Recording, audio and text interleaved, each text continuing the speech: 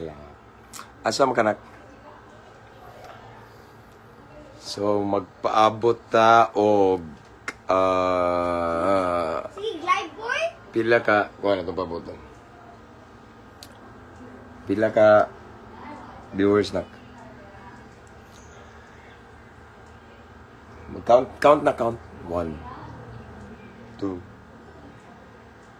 1. Di, uy. 1. Di, uy, 1. Mabungahon ka punon mga igsoon. Ikaw eh. Mabungahon. Mabungahon ka, uduhon mga igsuon. 2. So, let's wait until 10 viewers. Okay? So, mag-live ta kadiyot mga igsoon. Kay samtang napamidiri sa mabugnaw nga kwarto. Bitaw, nag-relax mi gamay igsoon. Kay ako ang prepare akong kaugalingon. Ang ako ang kuan ba, no? Akong kagalingon tungod kay tonight, ako anang panahon karong gabi so ano. Tonight is the last night of our youth camp here, no, sa Youth Turning Point nga naa sa Paraiso Mabini, ang church sa Rose of Sharon Church. So but this time namis kandihay sa silingan nga lungsod kay nagstay sa mi kadiyot dire kay karong gabi man mag-start ang praise and worship dayon wali nako no. So again, shout out sa tanang viewers diha no. To all the followers around the world, mga OFW, shout out ninyo, especially Sister Arlene Pinig, watching from Kuwait. Okay, tanan mga naka-permanent residents, shout out no. So this afternoon, short live lang ni mga igsoon. Kay gusto ko mo share sad, no? So ang atong topic naman ko gibutang diha. Tanawa unsa to akong topic na kagana. As ong sa mag-wait sa ta. As akong cellphone sa lab. Nagpalit sa kunak di. Mayang hapon, pastor, atong iampo. Yes, ang mga nabaan. Yes. Daghan kayo no? Actually, sister, daghan nag-request na ko ani. Ganina, grabe na daw ang baha, kusog na kayo. Actually, ganina, na ako'y naka-istorya, pastor, sad, nga, gikan sa isla, usa sa speaker sa youth camp. Grabe, jud kuno ka, kuan, grabe ka, kabalod, puti-puti lang kuno, grabe, kay kusog ang hangin, so, samot na tong naigo, yun, na sintro ba, no? So, yes, igsoon atong i-pray na tabangan ta nag-ampo. No, but before na to na sa i-pray, no, mawin lagi ni, mag-live sa ta, okay? Shout out tanang mga classmate na ko diya, nga mga pulis sa Mandiha, no? Okay, so ang ato ang isgutan karon igsoon. 41 viewers, shout out 171 followers of Mabungahong Kristohanon. Ato ang isgutan karon igsoon nga topic, daghan kog mga daghang mga ningduol na ko about ani nga topic, no? Pastor, unsaon ako pag-ila sa kabubuton sa Ginoo? Pastor Brad, sa may mauna ba ni kaning gihimo nako? Is it the will of God or ako ara ba ning kaugalingon kay lisod ko Brad, masayop ko ani, pastor, masayop ko ani, magkaguliyang jud akong kinabuhi. Mauna ba ni ang akong kurso, akong trabaho, akong negosyo, mauna ba ni ang gusto ni Lord? Hindi ana ba? That is why atong topic for atong hisgutan karon this afternoon usa ka mubo nga live on how to discern God's will. Shout out one of our subscriber, Jella. Okay. How to discern God's will. Okay. Para sa ko alang mga igsoon ingon nga nasay nati sad nako. This time ako makaingon jud ko nga karon naglakaw ko sa kabubuton sa Ginoo. Tungod kay sa dihanging tubag ko sa akong calling, mauman gini akong calling, lisod po tawag ni demonyo, no? Sa dihang ako nang gibati ba, na-discern na nako ang tawag ni Lord sa akong kinabuhi, then nahimo kong alagad niya, gisurrender na ko tanan, akong pag-eskwela, akong pangandoy, and then akong asawa, ning undang trabaho. Nag-full time karon sa ministry, wala may mga trabaho, but akong nakita igsoon nga, grabe ang pabor sa Ginoo. grabe ang blessing ni Lord, ang favor, ang iyahang mga milagro, kay bulungang butang, no? Tungod kay naglakaw man mi, nga nagsubay sa iyang kabubuton. Now, ang atong topic karon or tema is how to discern God's will. Sa yun na kaigsoon. Ang God's will, may bawaan na nimo. Unas tanan kay God's will man. So, dapat naka-align siya kanunay sa God's word. Ang God's will, naka-align sa God's word. Walay God's will nga wala na align sa iyang word, sa iyang pulong.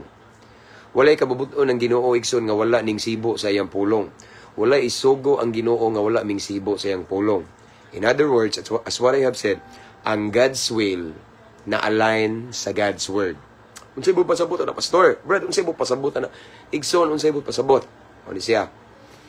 Kuan God, tanan nimong desisyon, okay, imong plano sa kinabuhi, may baluan na nimo nga kabubuton sa Ginoo kung mingsibo siya, nay alignment sa pulong sa Ginoo. Okay? Nay alignment. Naganta mo example. Nakakita kang nindot nga trabaho. Dakog sweldo. Hayahay. Pwede ka madato. Nindot kay mong trabaho pero imong gipamalandungan, nagampo ka. Eventually, na-realize nimo sooner or later, dakog sweldo pero malayo ka sa Ginoo kay wa na kay panahon sa Ginoo. Now, God's will or our own will? No? Remember, as what I have said, Ikson, ang God's will na align sa God's word. Ug walay kabubuton ang Ginoo. Walay plano ang Ginoo. Nga makagdaot na to. Diba? Jeremiah 29:11, for I know the plans I have for you, declares the Lord. Plans to prosper. I-prosper ka, but not to harm you. I-prosper ka, panalingin yan ka, pero di po ka madaot. Dili nang nadato ka. Nayahay ka, nalayo ka sa Ginoo, naguba imong relasyon sa Ginoo, dili na will ni Lord. Walay plano si Lord nga makadaot. God's will. Kuha, no? Mo na usa sa example sa God's will, no? Bantayan na. Kay ang yawa, mangita po na siyang paagi. Because according to the word of God, the devil himself disguised as an angel of light. It means that si Satan, pwede siya takuban. Okay? Takuban. Pakaroning nun nga anghel sa kahayag. Pero satanas day siyang dako. Ang gusto na ko ipasabot, igsoon nga, kung si Lord maghatag ni mong nindot nga opportunity for you to survive, for you nga makatrabaho ka, ang yawa pwede sad makahatag ana para malayo ka sa Ginoo. Mao na abantayanan igsoon. Okay? Kinahanglan nga rooted ta sa word ni Lord kay ang atong desisyon kinahanglan naka-align ni sibo. Once ang atong desisyon, ang atong plano, bisag unsa pa na siya kanindot igsoon ka maayo kung wala na siya ning sibo sa plano sa Ginoo, din dili na kabubuton sa Ginoo kay walay kabubuton ang Ginoo nga sukwahi sa iyang pulong. Amen. Kuha. Mao na God's will, okay? One example ba gyud? Uyab. Okay? Nakakita ka og laki o nakita ka og babae. Karon igsoon. Mao na gini, mao na akong giampo. Mao na akong giampo pero ang problema kay dili man siya Kristohanon. No dili man wa may kahadlok sa Ginoo. Ang balaang kasulatan nag-ingon nga, do not be equally yoked with the unbelievers. Okay? Ayaw kamo pag kanabitawang makighiusa ba sa dili magtotoo. Kay ang kahayag ug ang ngit-ngit di magkasinabot. Si Satanas ug ang Ginoo di magkauyon. Ikaw kay Kristohanon man ka, ang giandam pud sa Ginoo nimo Kristohanon. Kaya as what I have said, ang kabubuton sa Ginoo, ang God's will, always yan naka-align sa God's word. Karon manguyab ka or ning sugot ka sa lalaki nga dili Kristohanon. Walay Ginoo, way kadlok sa Ginoo. Walay relationship ni Jesus Christ. So dili na siya God's will kay ano man kung kung arita sa word ni Lord ingon man diha nga ayaw kamo paghiusa sa mga dili magtotoo or do not be equally yoked with the unbelievers. So dili siya God's will kay wala man align sa God's word. Wala God's will ingana pag-ila kay ngano man igsuon sultian ta mo. Daghan kay kog naobserbaran na mga dasig kayo sa Ginoo. Batanon pa sila anointed kayo gigamit sa Ginoo. Pero sa diyang nakauyab na og dili Kristohanon ning kuyog pa kunuhay sa simbahan, nagpakaroning nun radi ay kay nay gusto makuha No, ning kuyog pa nagpabautismo pero pila ka tuig igsoon ning gawas ang tinuod nga kinaiya. Nagbulag, no, grabe, ang uban wa nagbulag pero gubot nahimong babag sa ministry instead nga kaabag. Kay nga naman ning gawas man, ang God's will dili mo gawas sa pulong sa Ginoo. Ang pulong sa Ginoo nag-ingon, ayaw kamo pagkikiusa sa mga dili magtotoo. Pero nagbuot man ka kay tan-awon mo gwapo, gwapa, nindot og trabaho, pero walay Ginoo pod. Now, ari na punta ning kuan kayo kaning daghan na lipat ani. Nakakita ka gwapo, gwapa, Kristohanon, okay, naay Ginoo, anointed, nasa church, nasa ministry, mao na gid ni. Okay? Kaya ang pulong sa Ginoo ning ingon man na kinahanglan ma-align, igsoon ti man ini. Dili bud pasabot sad ang imong panguyaban or uyabon Kristohanon. Mao na siguruhan na igsoon. Amen. Kay daghan kaayo kog nakita nga mga Kristohanon nagbuwag ra gihapon. Nganuman kay dili kabubuton sa Ginoo. Kay nganuman ilang gipauyunan ilang pagbati. Kung God's will atong isgutan igsoon ang Jeremiah 79, ayaw pailad sa imong kasing-kasing. Kay imong kasing-kasing limbungan bakakon mangingilad. Kung nagagad ka sa imong pagbati igsoon kay Kristohanon, mauna na siya na ba, pak! Buwag lakalit. Gubot kayo ang kinabuhi. Nga naman, nagtuom kag mauna kay Kristohanon, it doesn't mean nga Kristohanon sad na. Although ang word ni Lord nag-ingon nga, do not be equally yoked with the unbeliever. Dili po sabot abi kay Kristohanon, hamagan mo. No. Paminaw sa Ginoo, ayaw paminaw sa imong pagbati. Why? Kaya nga itong pagbati, produkto sa itong kasing-kasing nga malimbungon. Sunda. Instead, sunda ang conviction sa Holy Spirit. Ibuta lang talag, sakto na. Pero, agya po yung right time. Sa iyo, gyapon. Because our God is the God of order. Lahi ning hanay igsoon. Kay hanay igsoon, grabe. Nay kalinaw, gitagbo atong panginahanglan. Speaking of God's will sa relationship sa kaminyoon, akong asawa, igsoon. Akong asawa, nag-meet me first time in Hong Kong. And then, when I was invited, nga mo share sa pulong sa Ginoo dito, nag-meet me, and then, wala pa mi yun ning pauyon sa mong gibati, kay puro man mi, siya leader, ako pastor, siya leader, usa sa leader sa JL. Both of us, aware mi sa bersikulo nga dili mi magpauyon sa mo ang kasing-kasing, kay ang kasing-kasing malimbungon. Okay? So mauna nga wala mi padamo ra gibati namo mauna man ni di gyud so among gi-resist among pagbati kay amo jung gipangayuan og confirmation si Lord. And then in how many days maunong na confirm no mauna gid ni mauna ni. So mao ni nagdayon mi sa akong asawa. Wa mi mingagi og mga taas kay uyab-uyab largo minyo asawa. Now God's will ba siya nako? Di God's will nganuman kaabag siya sa ministry. Grabe ang ministry karon mga igsoon nga gipiyal sa Ginoo. Grabe ka fruitful. Unya naminyo sad mi igsoon God's will yun kay hanay nga naman na nami balay daan na nami balay daan akong asawa na natanan dili na ingon nga nakigminyo lang ko kay na sa property no gitagbo gid mi sa Ginoo kay kami man jud duha. So karon nami kaugalingong balay na kaugalingong simbahan nakapalit mi property. Why? Because it is God's will. Once God's will itagbuon sa Ginoo atong panginahanglan, ang atong pangandoy tagbuon sa Ginoo, ang atong mga tinguha ihatag sa Ginoo. Tanan tagbuon ihanay sa Ginoo. Nganuman kabubuton man sa Ginoo. God's will man ang atong gisunod, no. Ingana ra pag-discern sa plano sa Ginoo. God's will unsa? Sa to, siguruhon na atong action, atong desisyon na align sa pulong sa Ginoo. And aside from that, siguruhon na nga once muhimo ta ana nga desisyon, muhimo ta na nga action, dili ba ta malayo sa Ginoo? Dili ba let's say maapektuhan atong relasyon sa Ginoo. Basin mawa na ko'y panahon ani sa Ginoo, dapat i-consider na nimo. Kay again, walay God's will. Walay kabubuton sa Ginoo nga malayo taniya nga maguba atong relasyon niya. But instead, ang God's will mas muduol pagyud taniya. Mas uhawon pagyud ta sa presensya ni Lord. Mao na God's will, di ta malayo sa Ginoo. No? Di nang nagbanig kag kwarta pero sunugon ra pud imong kalag espiritos imperno. Nagbanig lagi kag kwarta dato ka. Wag tuo kwarta diri kwarta dito, grabe ka abundansya. Pero nawa na po ka ni tipas kas kabubuton tawag sa Ginoo din na God's will.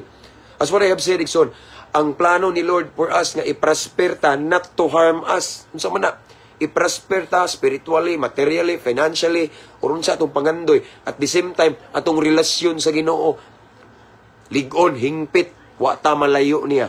Nagpadayon tang nangalagad, nagpagamit sa Ginoo. Mao na God's will. Ang God's will, aside nga right time na, aside nga kana bitawng biblical siya, no, naka-align sa word ni Lord, ang God's will mas ning duol pa jud kag maayo sa Ginoo. Dili nang sa nakauyab, nakatrabaho, nakanegosyo, nalayo na nung kas Ginoo, nawa na imong first love, dili na God's will. As what I have said, ang God's will nagkaduol pag yun ka nagkauhaw ka sa Ginoo. Amen. Kabalo ba mong igsuon nga nindot kay ning maglakaw ka sa iyang kabubuton sa Ginoo. Ganina naaman mi diri sa Kandihay. So istorya mi sa friend na mo diri nga alagad sa Ginoo. Laki. Once maglakaw ta nga nagsubay sa kabubuton sa Ginoo. Hanay unya naay mangaway nimo, ang Ginoo mo dipinsa nimo. Naay mulutos nimo, ang Ginoo makig-away nimo para makig-away nila para nimo. Okay? And then, nakay panginahanglan, tagbuon, sa panahon sa mga katalagman, pareha karon ay mga baha, mga trahedya, proteksyonan ta sa Ginoo. Nga naman, naglakaw man ta sa iyang kabubuton. Mao na nakalaki nga maglakaw ta sa God's will, kabubuton sa Ginoo. Kay, hanay, hapsay, nay kalinaw, nay kalipay, nay conflict, pero masulba dayon. Mao na nakanindot, igsoon. Kay kami, igsoon, as what I have said, usami sa example nga naglakaw sa kabubuton sa Ginoo. Kay grabe na mga problema na times nga Judith na nami di kalikayan natay mga responsibilidad ba. Nga wala pa mi nagunitan nga kwarta, but all of a sudden pila lang ka minuto na ay nanawag nimo, na nag-message, nag-chat, pastor, mao ni gihikap ko sa Ginoo. Pastor, the Holy Spirit told me nga mauni ihatag daw nimo something nga nabitaw nga numang naingana man na tungod kay naglakaw ta mi sa kabubuton sa Ginoo. Kay once matunong ta sa God's will, matunong ta sa plano sa Ginoo, matunong ta sa kabubuton sa Ginoo, tanan natong panginahanglanon, sulbaron sa Ginoo. Tanan natong problema na aginay solusyon. Ug tanan nga mga nagdaog-daog, nagigayaga nato, nagdaw, nagbira nato paubos, si Lord na bahala nila. Ang Diyos manimalos. Based on my experience, no? Pagkanindot, igsoon. Mao na nga, as what I have said, igsoon nga, nindot jud, no? Tinguhaon na to mga igsoon, ako mong ga-encourage nga maglakaw kita sa kabubuton sa Ginoo, no? And for us nga, sigurado yun nga, ang atong gilakwan is will ni Lord. Atong paklion, atong Biblia kanunay nga, ang atong gibuhat, atong desisyon, atong plano, ning sibo ba sa kabubuton sa Ginoo, okay? Na-align ba na ba? Alignment sa word ni Lord, and then, aside from that, atong i-evaluate atong relationship ni Lord. Tanaw na to nga, sukad nga ning himo ta ani nga desisyon, ni nga plano, or ni sulod ta ani nga relasyon. Kumusta na atong relasyon sa Ginoo karon? Ana bitaw, nauga na ba, or something, naduol ba ta, or nalayo, no? Atong tanawon niya, kay as what I have said, Dixon, walay God's will, or walay kabubuton ng Ginoo nga malayo ta niya. Nga mukhang hinunta mo, distansya ta niya, kundili ang kabubuton sa Ginoo, kita pod mas mapaduol pag yun niya. Dili kay mapalayo. Magkalayo pag kita, dili kay magkalayo sa Ginoo. Amen? That's God's will. Amen? So maora na akong gamay pagdasig in how to discern God's will. Kay crucial kay naigsuon. Kay masipyat kasi mong desisyon, dili day kabubuton sa Ginoo, imuha na magantos na punta pohon, no? Kita na po yung mag-suffer pohon. So nindot yun nga. In everything we do, na-align sa kabubuton sa Ginoo. In everything we do, nagsubay ta sa gusto, sa plano sa Ginoo. Kay naadiha ang milagro, naadiha ang pabor, naadiha ang kahibulungang butang once naglakaw ta sa kabubuton sa Ginoo. Amen? So, pwede ta mag-ampo kadiyot. Bisagwa tayo mga background. I pray. Let's pray. So, nga, giyahan ta. Amen? Let's pray. Father in heaven, I pray to all of the viewers right now who are watching, Lord God, nga ma-discern gina mo imong plano, Ginoo. Dili mi ma-deceive sa mga offers sa kaaway, but let it be, Lord, nga tanang mga viewers karon mga followers, Lord God, makadiscern mi sa plano nimo Ginoo, dili mi malipat sa kaaway kung dili sundon gyud namo imong plano Ginoo, kay diha sa kabubuton nimo Ginoo na ay panalangin, ay grasya, na milagro naa diha tanan Ginoo, makahibulungang butang as long as naglakaw mi nga nagsubay sa imong kabubuton. So Lord, again I pray to all of the viewers right now, kung naa may mga nagtan-aw karon Lord nga ang ilahang desisyon, plano sukuhi sa imong kabubuton, Lord, tabangi Ginoo. Tagai og I pray for redirection or realignment Ginoo, para ma-align gyud sa imong kabubuton, Lord God, in Jesus name. Kanasayod ko Lord nga pinangga nimo imong mga kanakan. Again I pray to all of the viewers right now who are watching ug sa mag-replay ani, Lord, I pray and I declare it in Jesus name. Magsubay gyud ming tanan Ginoo sa imong kabubuton. Amo jung makit-an Ginoo imong plano Ginoo. Dili mi malipat, dili mi mailad sa kaaway, kung dili imong kabubuton matuman og among sundon Ginoo. In Jesus name, in Jesus mighty name. And I pray, I declare nga among pangandoy ang promised land nga imong gisaad kanamo Ginoo. Unsa man na amo ginang matagamtaman sa saktong panahon Ginoo nga imong gitakda kanamo. In Jesus name. This is our prayer, Lord God. We claim the victory. Amen. Praise God. So mubo ra igsoon kay quick live ta, kay after ani magkuansad ko mag-review ba ni review, mag-prepare dai ko, kay actually wala pa ko nag-prepare sa message tonight, no? So mao na nga mag-andam ko ron tagtaon. Shout out 115 viewers, and I want to encourage everyone, no, to subscribe to our new YouTube channel, and praise God, niabot na taog 1,000 plus subscribers and counting. Amen. So shout out na 171,000 followers, umabungawang Kristohanog sa tanan-tanan igsoon. I want to encourage everyone to invite your friends to follow our page. Mga subscribers, mga star senders, mga new followers, welcome kay mo diri. Salamat sa kanunayng subaybay igsoon ng Dios. Magapanalangin ka natong tanan ug nga akong ikabilin. Ambo, ambing abante to God. Pero nga, Ambo, ambing abante to God be all the glory. God bless. okay, to God be the glory. God bless mga igsoon, especially sa mga shout out Jose Maria, a good friend of mine, police officer. Especially sa katong nabahaan niya, don't worry. Mag-pray ko ng taon para ninyo. Nga nabahaan niya, God is in complete control. Kupot lang sa Ginoo. Na diha tong panabang. Amen. So keep safe everyone. God bless. See you next time igsoon. Dalikyat ra ni. To God be the glory.